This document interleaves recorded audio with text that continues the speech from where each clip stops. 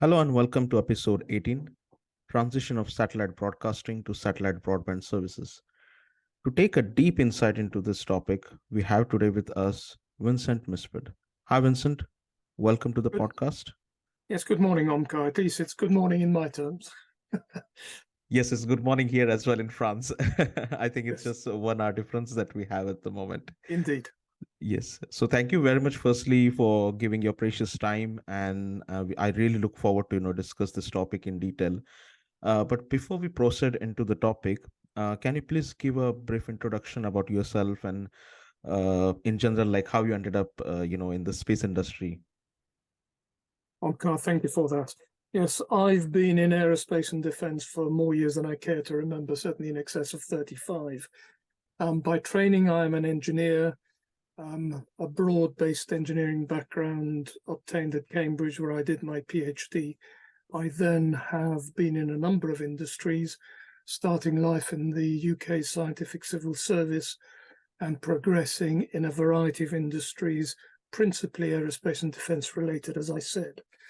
Until about 5 years ago, I was involved in industry as a senior director, ending up with Cobham PLC as their group CTO for Europe, principally because of ITAR issues. For the past 5 or 6 years, I've been a consultant working in aerospace, moving more and more to space because of the importance of that industry for the future in many countries, and with particular interests, as I've mentioned, on technology, but with a broad background. So I'm happy to comment on market aspects as well. Thank you. Thank you very much, Vincent. I think it's a very interesting background that you have, and I too come from a similar, kind of mixed bag of background of both science, technology, business, journalism. So I Yes. believe, yeah. So I think I can very much relate to your expertise, and at this level where you are at the moment, I believe you are able to just scan the market in a very shorter time and give a very much I would say high level critical perspective. Of course, for people like me, it is still, kind of a broad and high level pathway. We still have to catch up to that level, but I really appreciate your background. I think we really need people like this in the industry because space itself is interdisciplinary, and it really needs people from each and every industry to look into the space applications. That's how the innovation will be fueled in this industry. Yes, I think you're quite right in saying that. What I hope to achieve today in this discussion is to give a perspective. It is a very broad subject, so I will almost certainly end up focusing on the areas that are of most interest to me, and I hope you will bear with that. Yes, yes, definitely. So yeah, without any delay, we'll straight dive into the topic. So can you tell us how the industry's transition from satellite broadcasting to satellite broadband will affect the businesses in the downstream market? It's a very interesting question, and I think it's worth looking a little bit at the history of this sector and the way we've progressed from something as simple as Telstar to do television transmitting, or at least it reflected the signal, through to broader television broadcast, through to broadband, through to communications, initially fairly narrow band voice, then spreading to broadband, to the current situation where we have the potential for truly worldwide connectivity, with all that implies. There are a number of issues that need to be considered in terms of the market, because it's not a technology-driven solution. It is very much a customer pull solution, with all the implications that has in terms of politics and in terms of economics. So it is complex, and I can only hope to cover a few points. Certainly, satellite broadcasting was instrumental in opening the world to knowledge and an understanding of what is actually happening. As broadcasting via satellite removed the limitation of terrestrial broadcasting, be it for television or radio or whatever, and opened up access to other parts of the world, then it is having a remarkable impact on politics in terms of an understanding of world affairs.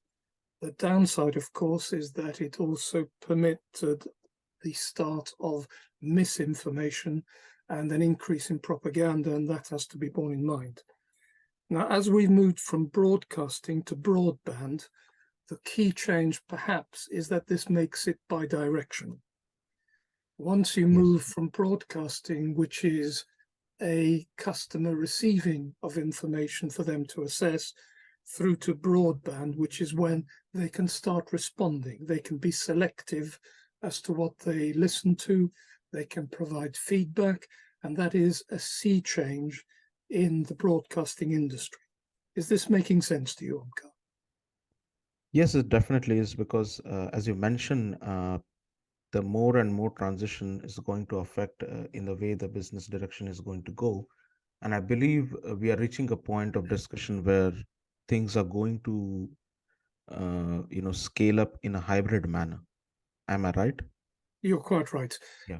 The other aspect of it is the integration of terrestrial and satellite means of communication, and that is deliberately as broad as that. We are Yes. seeing tremendous developments on the terrestrial side as well, in the move to the use of radio networks such as 4G and 5G, the ability to complement information with situational awareness through GPS, through eLORAN, and through many other aspects.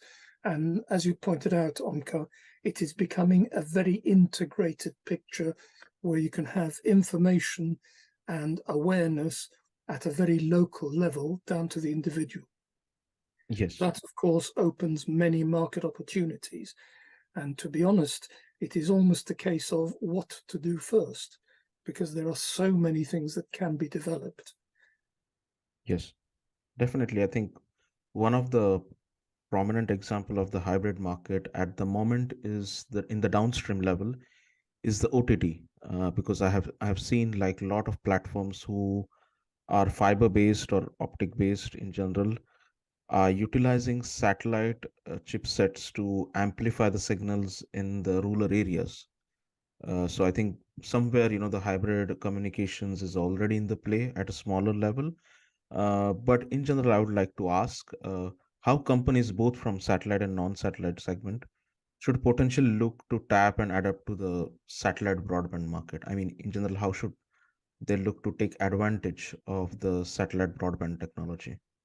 Yes, it's a very interesting question because it will depend on the geography. Um, what I mean by that is it depends on what country you're in.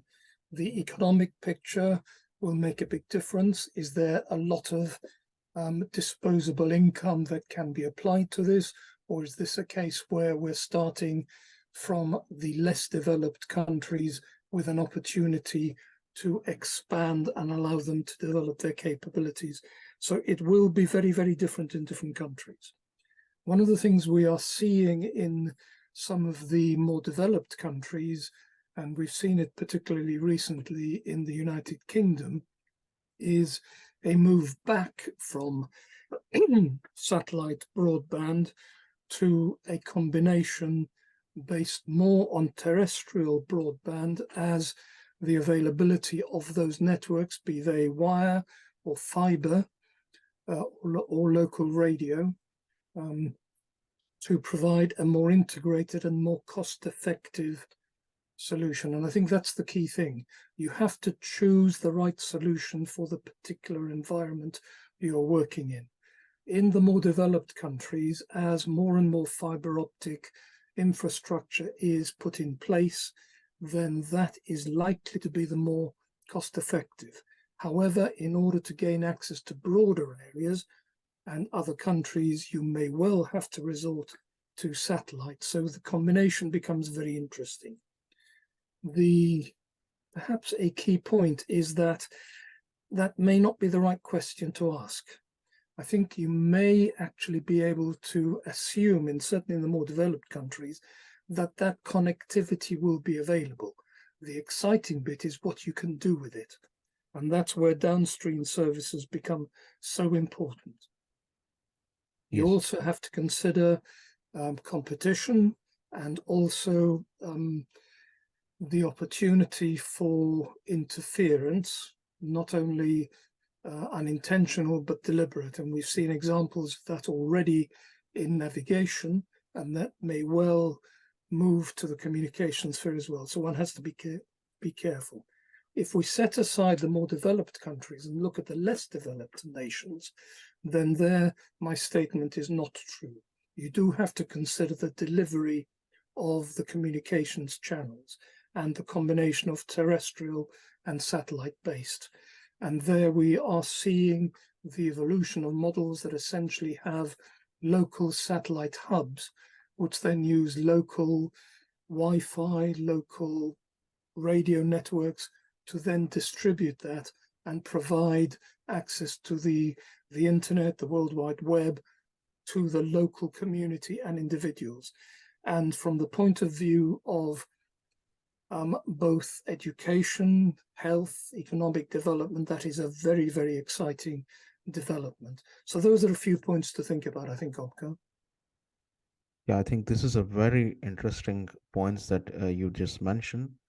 I had like several guests from the SATCOM, but hardly anyone has actually focused on this aspect because, as you mentioned, the geography, the economy, the conditions of the nations matter the most. For example, in India, we have quite a lot of rural areas. So we see a prominence of, even though, the satellite broadband is not much preferred, it's the fiber, but we see a lot of cellular backhaul happening in Yes, India because there are a lot of rural areas over there. And I think, of course, but cellular backhaul is something not, so much common in the developed countries. Because of course there are some rural areas, but the population is not to the level in which the India has. So yes, I believe this is a very important point, and I think definitely I believe like we can definitely create a follow-up episode later in future, in possibly next 6 months, on this specific topic of how the geographies and the economy matter for the Satcom business.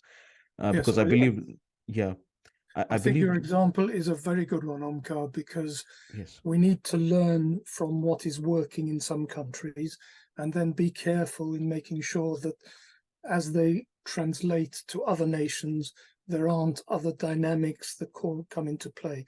As you say, population density does matter. Access to disposable income also matters, and also need. So it is very much a case for case basis, but your point is very valid. yes, definitely. I think I believe down the line, this topic has to, come in the spotlight. And I have never seen actually a lot of people in Satcom discussing this thing.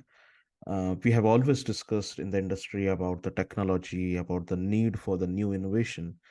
But I believe this non-satellite elements which affect the space industry in general needs to be in the spotlight as well. So yeah, thank you very much for putting the spotlight on this topic.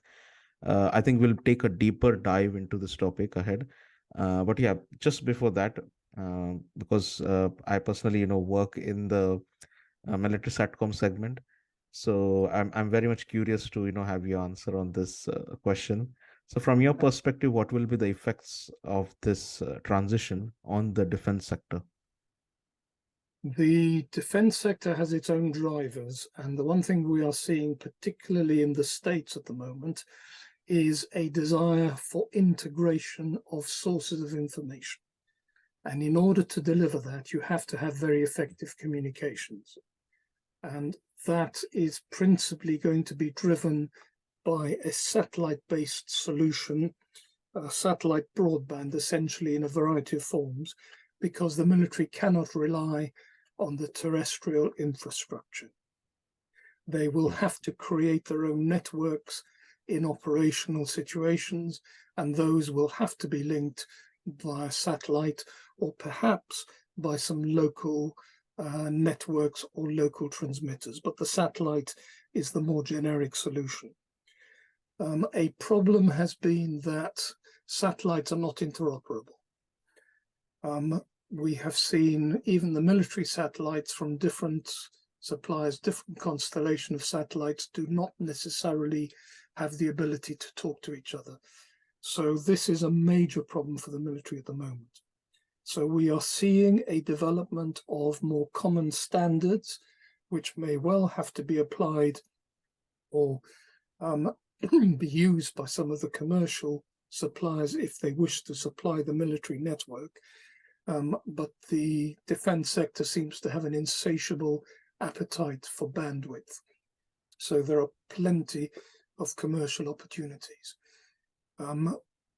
We're ultimately limited by the available bandwidth on the satellites, but realistically, that could be used much more effectively if we improve the timing sources, if we improve the clocks that are used in order to be able to fit in more channels within the same overall bandwidth.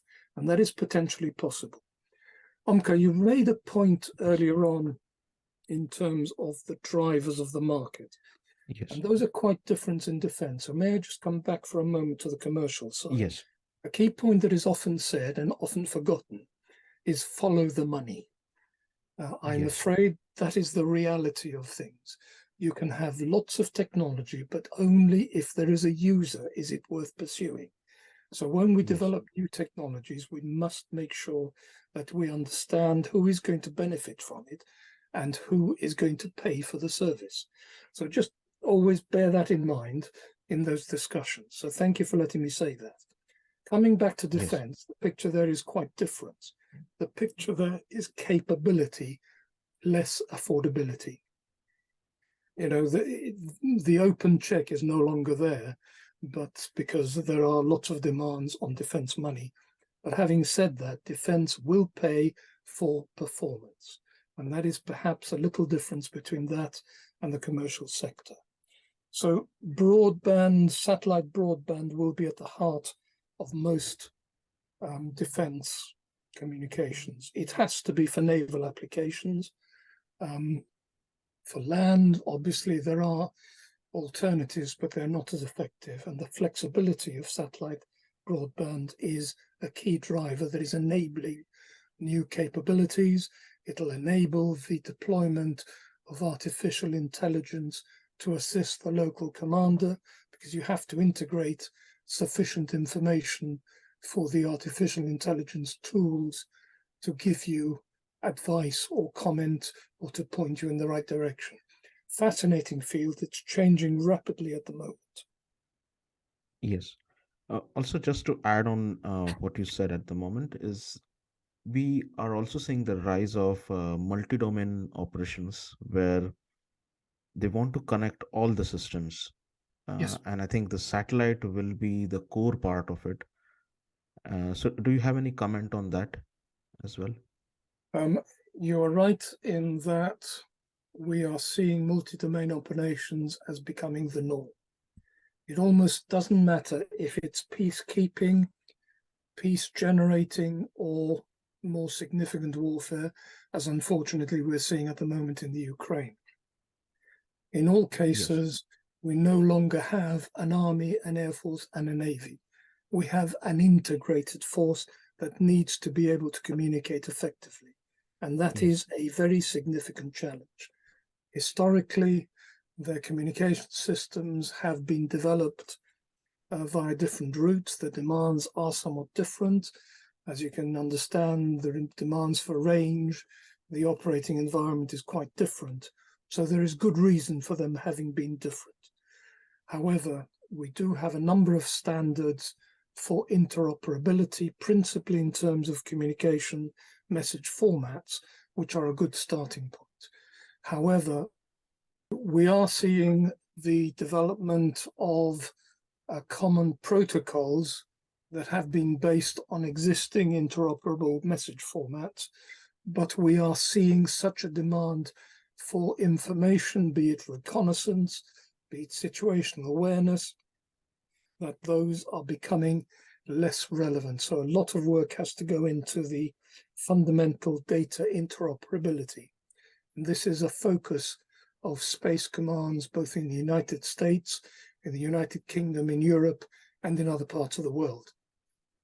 We Yes. see some good work in India, in Singapore, in Japan, and Australia has also a great interest in this area because of their particular geographic concerns. Yes. So it is an area that will develop over the future. But you're quite right, Omkar. Satellite broadband will be the backbone of all these communication systems. Yes, yes, definitely. Also, we have seen recently the rise of NGSO constellations, which have actually triggered the demand for satellite broadband services as we were discussing. So, what are your thoughts on the current landscape of LEO and MEO market in terms of both opportunities as well as challenges?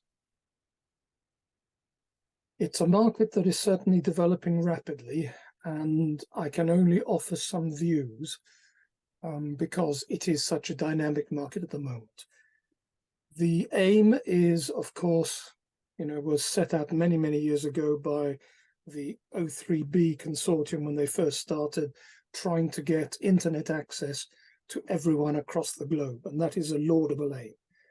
We've seen the O3B, we've seen OneWeb, we've seen lots of constellations beginning to emerge, and some are now reality.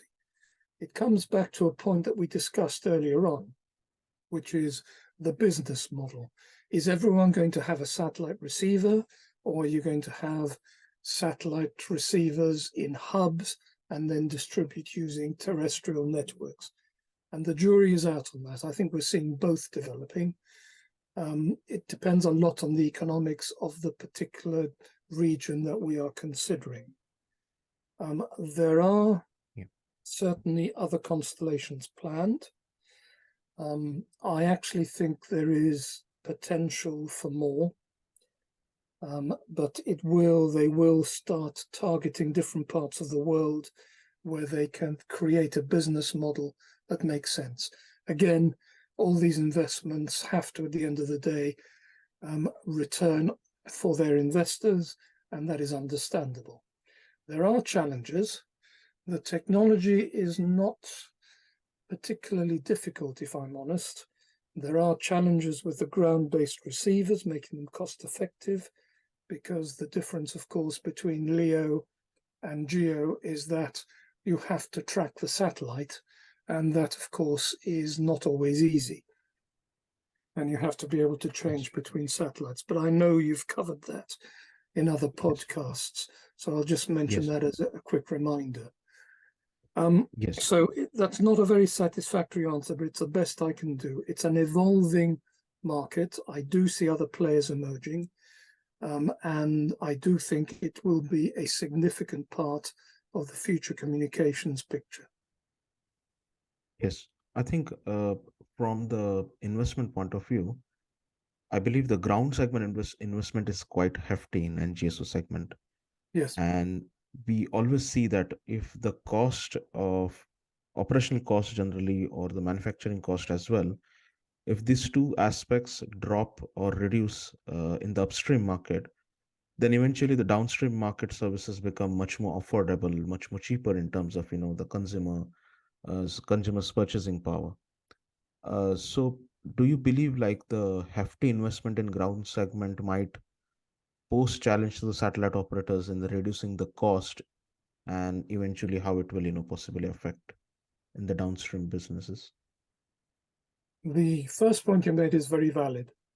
The affordability of the potentially interesting downstream services depends very much on the overall cost of the communication channel. And a significant part of that are the ground stations. Now, a potential way of improving that is by making those ground stations and the end terminals more efficient by increasing the number of channels you can have, by reducing channel spacing. Excuse me. That will depend on some key technology developments that are potentially possible over the next 5 to 10 years in improvements in clocks. Because if we have more accurate clocks, then we have more accurate frequencies. if we have more accurate frequencies, then we can combine more adjacent channels into the same bandwidth without interference. And that is potentially exciting, but it's not there yet. In terms of the ground stations themselves, they have to track the satellites, they have to act as the link, they have to control the satellites. What they do is actually quite complex, and accordingly fairly expensive at the moment. Do I see a major sea change there? Perhaps not. I think the main advantage will be one of volume, of traffic, and of the number of constellations, which may permit the improved utilization of those resources. Again, it's the best that perhaps I can offer at the moment without going into great detail as to the operation of those stations. All right, okay. And from your experience, I mean, this question is more out of a curiosity, I would say. So, from your experience, do you think other NGSO operators will be able to compete with SpaceX Starlink, and how it will change the market dynamics? If I can draw an analogy, I was concerned about GNSS solutions. We had GPS, we had the European Galileo system, we had the Russian system, we have the Chinese system, and yet we are seeing regional operators still able to offer their own, such as India for its own area. We're seeing other solutions in other parts of the world. And if we can draw on that analogy, and I know it's stretching it a bit far, I do think that there are opportunities for constellations that perhaps may be optimized for certain parts of the world and certain ways of operating. As you say, there are costs associated with ground stations in addition to the costs associated with satellites. So it will be a competitive field.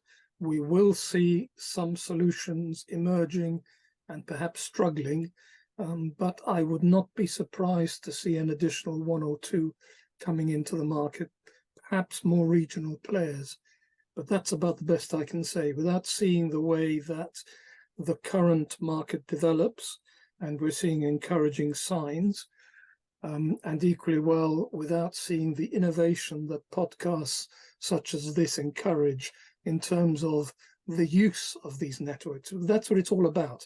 If you can create services, create means of adding value, generating revenue, then all these become more affordable. Yes, definitely. As you've mentioned rightly, we can expect a lot more players, coming into the market, Yes. and I think there are still a lot of companies who are coming up, though not, the companies who are not fully launching the satellite, but there is a certain kind of, encouragement in the entrepreneurs these days today to, start something in the satcom, and that too in the new space market. So I believe, Yes. hopefully, we'll see more and more companies. And I think the optical communication, of course, it's a complete different topic. Let's not go into completely into it, but I believe that will also play, possibly, a crucial role in the future. I mean, it will change the way we see at Satcom. But yeah, I think it's still not mature to that level, the technology, I would say, because we haven't really seen any optical terminals, except for the inter-satellite links. Yes. Not in terms of, actual communication, we haven't yet seen. But yeah, No, hopefully down the line, yeah. yes, we're certainly seeing in the defense field, we are seeing some developments in that area that are quite exciting, because of the extra bandwidth it gives you, and the ability to make the beams much more targeted, and that again reduces the opportunity for interference and for unwanted tracking of the signals, and of course, the electronic warfare side of things. So you're right, optical is a field to watch, and it is almost the case of watch this space, because I do think that developments are likely to be quite significant over the next 5 to 10 years. Yes, definitely. I think we are almost reaching the end of the episode. Indeed. Uh, yes. So, Vincent, from your experience, like having a decades of experience, I would say, in the defense industry, in the aerospace, and now in the space industry as well. So, what message you would like to share with the entrepreneurs taking leap of faith in investing or starting any kind of initiative to enter the NGSO market? I think there are potential opportunities. There are certainly opportunities in the downstream market, services, the way that satellite and terrestrial communications that can be integrated will create huge opportunities that could expand into contributions for the actual satellite and ground station side of things, where novel solutions, novel provision of services, again, is attractive. It is a rapidly developing market, and that must be exciting to entrepreneurs. Yes, definitely. I hope our audience takes away a lot of key points from this episode, and it will be helpful for them to understand the difference. A lot of time it happens, people who are especially new to the industry or who are the research scholar, the students, they find it hard to understand how the satcom market works or how in general the space industry works. So I think this is a benchmark episode to differentiate, of course, between the satcom in the satcom verticals like broadband and the broadcasting segment, and of course to receive some critical insights as well. So yeah, thank you again, Vincent, for your precious time, and we hope to create some follow-up episodes in the future for sure, because there are a lot of really good points that you brought up in the discussion, especially the one which we discussed from the angle of economy, population density. I believe there haven't been much discussion in the industry about these elements. So definitely would love to create some follow-up episodes in the future with you. Thank you very much, Vincent. Omkar, thank you. I hope this is of interest. Thank you. Bye-bye.